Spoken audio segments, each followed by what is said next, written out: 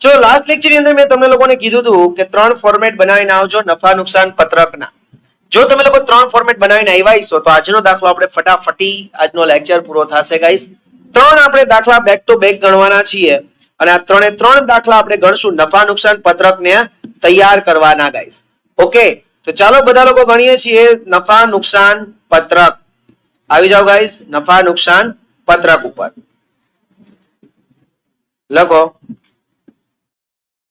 Depend ચલાવ્યું.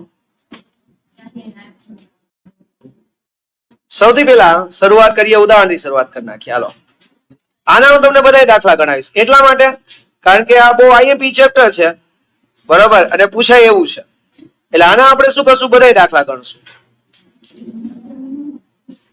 અને 11 mark રોકડા છે આના.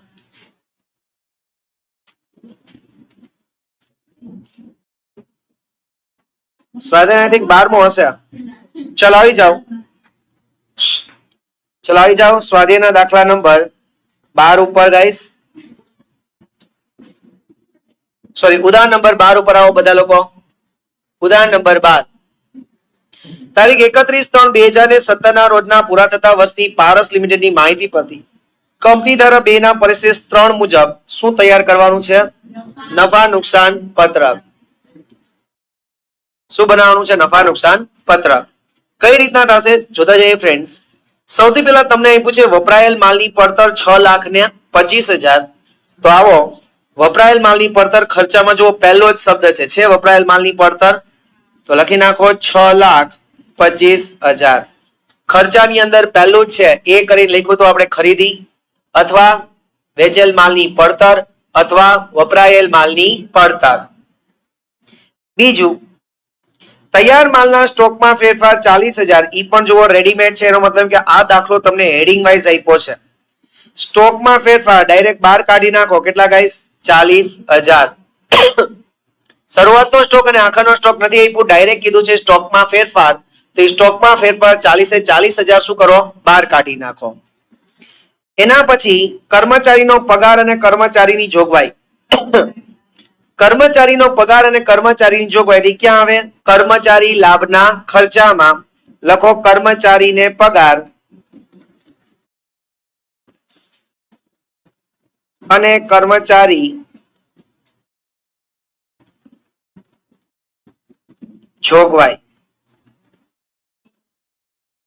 2,60,000.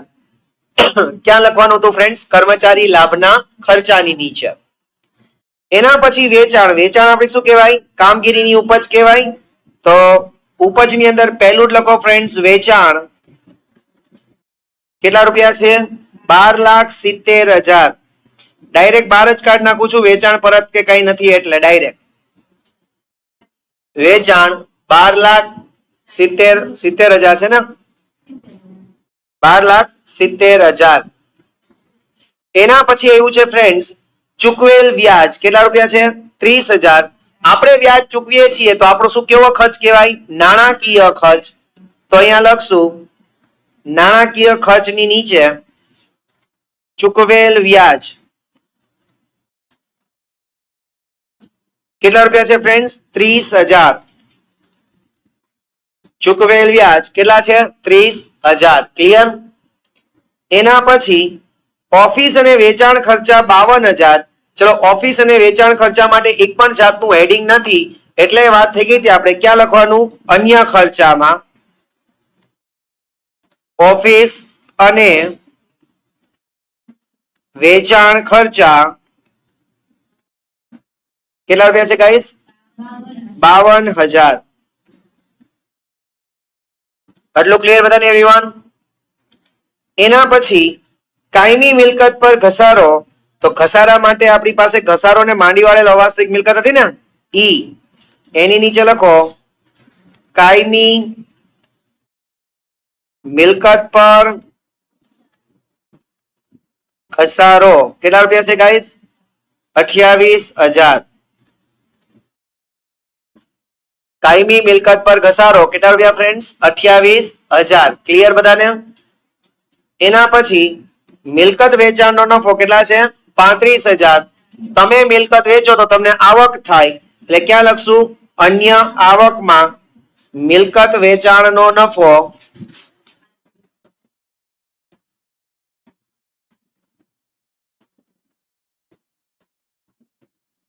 કેટલા રૂપિયા છે ઈ પણ બહાર કાઢી નાખો.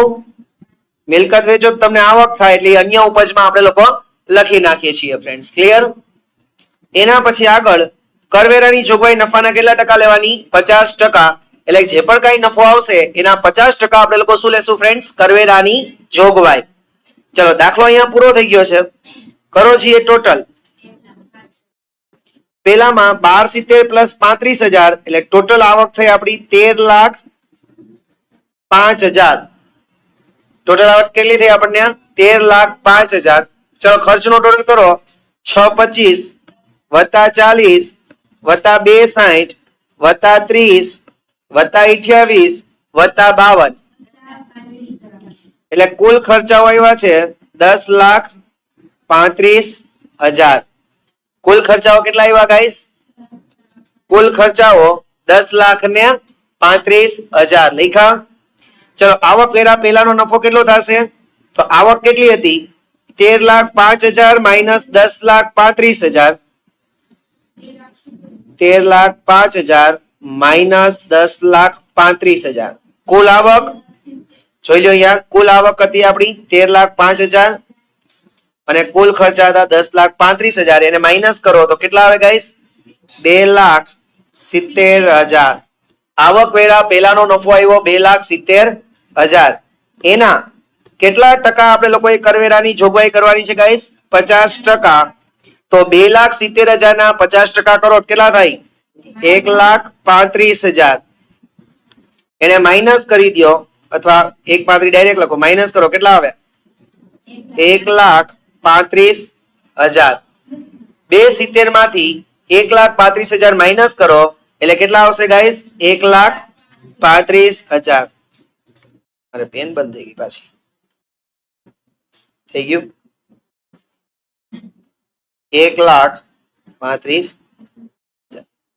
આવડ્યું બધાને એવરીવન? ઈઝી? શ્યોર? કન્ફર્મ ને?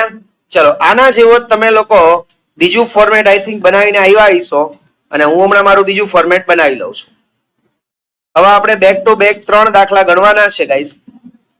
મેં તમને ગયા લેક્ચરમાં જ કીધું હતું કે 3 લાઈન છોડીને આવજો એટલે આપણો આ ફેરો સફળ જાય અને ખાયેગા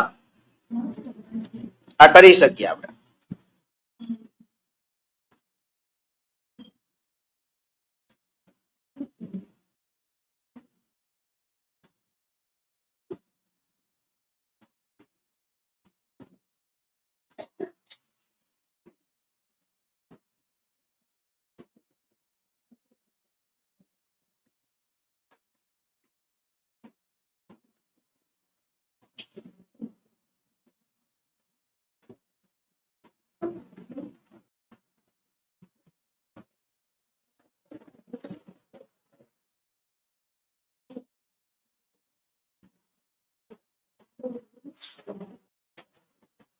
ચલો થઈ ગયું એવરીવન?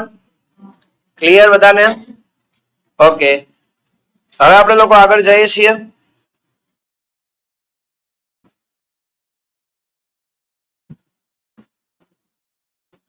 ચલો હવે જુઓ તો હવે આપણે લોકો ગણશું ઉદાહરણ નંબર 13.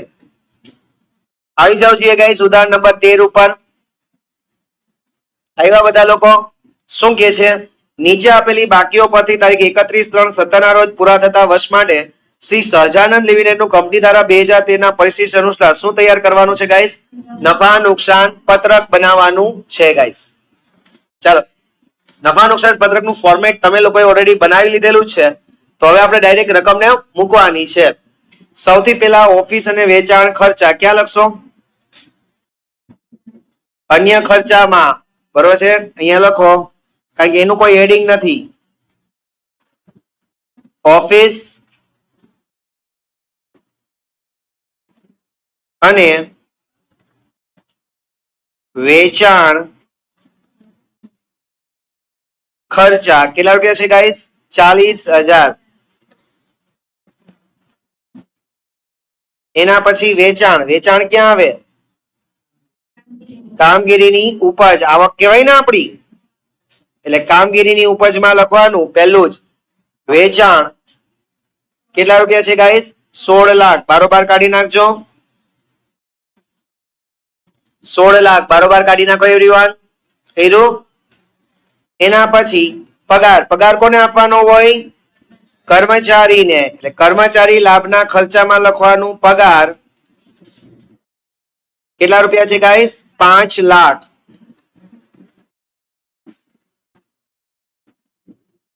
એના પછી મજૂરી. મજૂરી એ કોને આપવાની હોય? કર્મચારીને જ. તો લખો મજૂરી કેટલા રૂપિયા છે ગાઈસ? 40,000. એના પછી ખરીદી ક્યાં લખાય? ખરીદી વેચેલ માલની પડતર એની અંદરમાં લખશું ખરીદી કેટલા રૂપિયા છે ગાઈસ? 7 લાખ ને 10,000. ખરીદી છે 7 લાખ ને 10,000. એના પછી શરૂઆતનો સ્ટોક કેટલો છે? 60,000. આ શરૂઆતનો સ્ટોક ક્યાં આવે? સ્ટોકના ફેરફારમાં. એમાં શરૂઆતનો સ્ટોક અંદરની કોલમમાં લખજો કેટલો ગાઈસ? 60,000. સ્ટોકમાં ફેરફાર લખ્યું હતું ને એમાં અંદરની કોલમમાં શરૂઆતનો સ્ટોક 60,000. એના પછી ડિબેન્ચર વ્યાજ. ડિબેન્ચર ઉપર આપણે વ્યાજ ચૂકવવું પડે અને આ જે ડિબેન્ચર ઉપર વ્યાજ ચૂકવીએ છીએ એ આપણો કેવો ખર્ચ છે ગાઈસ? નાણાકીય ખર્ચ. લખજો ડિબેન્ચર વ્યાજ કેટલા રૂપિયા છે ગાઈસ? 20,000. ડિબેન્ચર વ્યાજ 20,000. એના પછી રોકાણોના વેચાણનો નફો કેટલો છે? 26,000. તમે લોકો રોકાણો વેચો છો અને તમને નફો થાય તો એ નફો તમારી શું કહેવાય? આવક કહેવાય. એટલે અન્ય ઉપજમાં લખશું રોકાણ વેચાણનો નફો. રોકાણ વેચાણનો નફો કેટલા રૂપિયા છે ગાઈસ? 26,000. નાउ okay everyone. એના પછી આખર સ્ટોક. આખર સ્ટોક ક્યાં લખવાનું? સ્ટોકના ફેરફારમાં. કેટલો છે આખર સ્ટોક? 13,000. તો 60,000 પ્લસ હતા એમાંથી 70,000 માઇનસ કરો તો જવાબ શું આવે? -10,000. -10,000. ક્લિયર બધાને ફ્રેન્ડ્સ? આગળ કરવેરાની જોગવાઈ કેટલી કરવાની છે? 1,63,000. તો આપણે અહીંયા હતું ને કરવેરાની જોગવાઈ અહીંયા લખી નાખો 1,63,000. છેલ્લે કરવેરાની જોગવાઈ અંદરની કોલમ બહારની કોલમમાં 1,63,000 થઈ ગયું. ચલો કરો જી. કુલ આવક કેટલી થઈ માય ડિયર ફ્રેન્ડ્સ? 16,26,000 કુલ આવક થઈ. કુલ ખર્ચાની અંદર 7,10,000 માઇનસ 10,000 એટલે 7 લાખ. 7 ને 5 12, 12 60 ને 13, 13 લાખ આવે ખર્ચા. કુલ ખર્ચો કેટલો આવ્યો? 13 લાખ. ઓલા માઇનસ હતા ને એને માઇનસ કરી દેવાના. તો આવક હતી 16,26 માઇનસ 13 લાખ એટલે 3,26 આવ્યા. આવક વેરા પહેલાનો નફો કેટલા રૂપિયા થયો ગાઈસ? 3,26,000. આ 3,26,000 માંથી આપણે કરવેરાની જોગવાઈ 1,63,000 માઇનસ કરી દઈએ તો બચે કેટલા પાછા? 1,63,000. આવડ્યું બધાને ફ્રેન્ડ્સ? ઈઝી. હજી કહું છું કે ફોર્મેટ આવડતા હોવા જોઈએ. ફોર્મેટ આવડી જાય એટલે આપણો ફેરો સફળ ગાઈસ. ચલો આઈ હોપ કે બધાને આવડી ગયું એવરીવન. ચલો હવે લાસ્ટ દાખલો આનો નફા નુકસાન પત્રકનો શીખી લઈએ અને પછી પાકા સરવૈયા શીખવાની શરૂઆત કરશું ગાઈસ. મે બી આવતા સોમવાર સુધીમાં આ લેસન પૂરું થઈ જશે.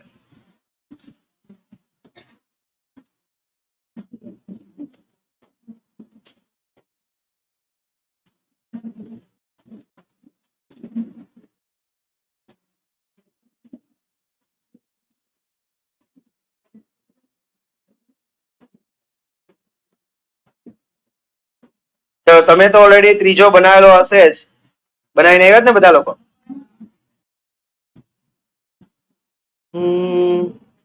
હું તો આખું ચેપ્ટર આમનો પતાવી નાખી. ચલો હવે જોઈએ ગાઈસ. હવે જોઈએ છીએ આપણે સ્વાધ્યાયનો દાખલા નંબર આઈ થિંક હશે 7 8 8 સ્વાધ્યાયનો દાખલા નંબર 8 ઉપર આવો એવરીવન. આવ્યા? સ્વાધ્યાયનો દાખલા નંબર છે 8. શું કહે છે સમજો. તારીખ 31/3/17 ના રોજ પૂરા થતા વર્ષ માટે પટેલ લિમિટેડની માહિતી પરથી કંપની દ્વારા 2013 ના પરિશિષ્ટ 3 મુજબ નફા નુકસાન પત્રક છે તૈયાર કરો. સૌથી પહેલા અમે છે એમાં ભંગારનું વેચાણ 10,500 ભંગારનું વેચાણ કરો. તો તમારો મેઇન ધંધો છે ભંગાર વેચવાનો? નહીં, અન્ય ધંધો છે. એટલે ક્યાં લખવાનું? અન્ય ઉપજમાં લખો ભંગારનું વેચાણ. પણ ભંગાર થોડો આપણો મેઇન ધંધો છે.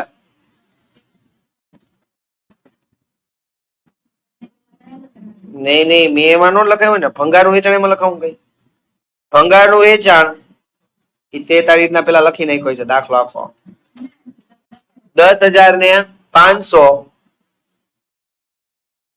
બીજું વપરાયેલ માલની પડતર હેડિંગ આપી છે ખર્ચાની અંદર પહેલું જ છે ને. લખો અંદરની કોલમમાં 1,87,500 વપરાયેલ માલની પડતર અંદરની કોલમમાં લખજો ગાઈસ 1,87,500.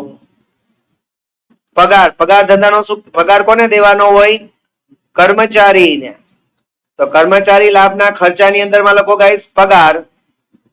કેટલા રૂપિયા છે ગાઈસ? 78,000 પગાર. અંદરની કોલમમાં લખજો 78,000. એના પછી ચૂકવેલ વ્યાજ છે 9,000.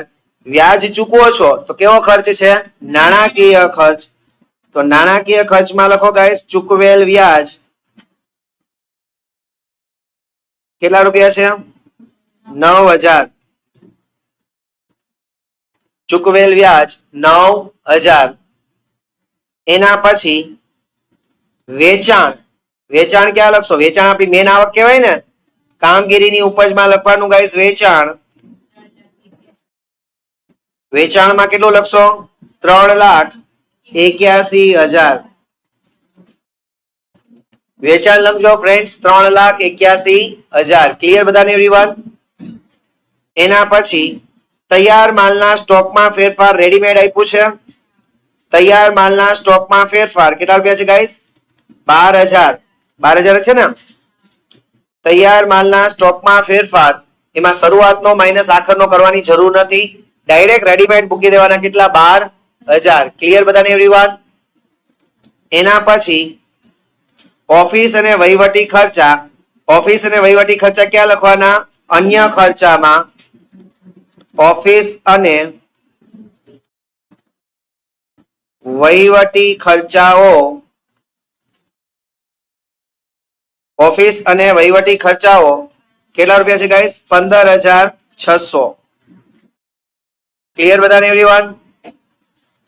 એના પછી ઘસારો. ઘસારો ક્યાં લખશું? ડાયરેક્ટ ઘસારો આપ્યો છે આપણને. કેટલા રૂપિયા? 84,000. કરવેરાની જોગવાઈ નફાના કેટલા ટકા કરવાની છે? 30%. જે નફો આવે એના 30%. ચલો કરો છીએ. કુલ આવક કેટલી થાય છે? 3,91,500. કુલ આવકનો સરવાળો થયો 3,91,500. પછી 1,87,500 plus 12,000 plus 78,000 plus 9,000 plus 84,000 plus 15,600 એટલે 3,86,100. બરોબર છે. ચલો આવકમાંથી ખર્ચને માઇનસ કરીએ. 3,91,500 માઇનસ 3,86,100 એટલે કેટલા? હોય જ નહીં ને. 3,91,500 માઇનસ 3,86 5400. હા 5400. ચલો આના 30% કરો. 5400 ના 30% એટલે કેટલા થયા? 1,620. માઇનસ કરી લખો છીએ 5400 માઇનસ 1,620. 5400 માઇનસ 1,620 કેટલા? 3,721. ₹80. ક્લિયર બધાને ફ્રેન્ડ્સ? આવડ્યું? કન્ફર્મ સમજાણું? નફા નુકસાન પત્રક આખું આવડી ગયું? હજી એકવાર ઘરે જઈને પાછું એકવાર નફા નુકસાન પત્રક મોઢે લખી લેજો. આ ત્રણેય દાખલા પાછું કરવાની ટ્રાય કરજો. ઓકે, તો નેક્સ્ટ વિડિયો લેક્ચરમાં આપણે લોકો પાકું સરવૈયું શીખશું. બરાબર છે? ચાલો.